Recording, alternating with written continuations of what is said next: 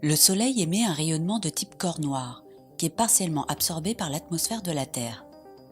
Les principales absorptions spectrales, ou raies spectrales d'absorption, sont dues à l'ozone, à l'oxygène et à l'eau.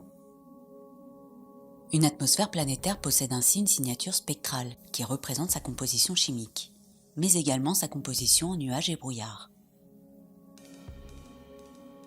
Pour déterminer les caractéristiques physico-chimiques de l'atmosphère d'une exoplanète, dont sa composition chimique, sa température, sa densité, plusieurs techniques peuvent être utilisées, comme le transit spectroscopique, le transit secondaire ou éclipse,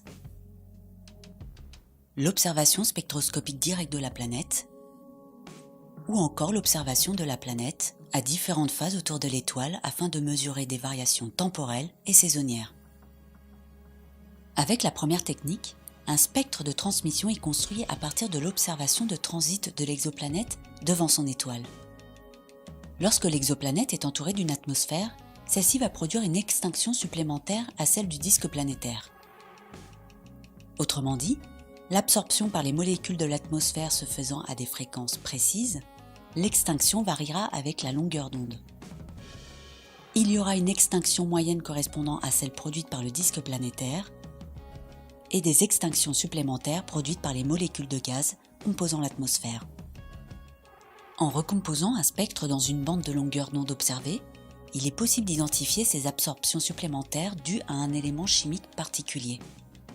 Par exemple, lors du transit de l'exoplanète HD 209458b, une augmentation de l'extinction apparaît à 1,4 micromètres correspondant à une longueur d'onde attribuée à la vapeur d'eau.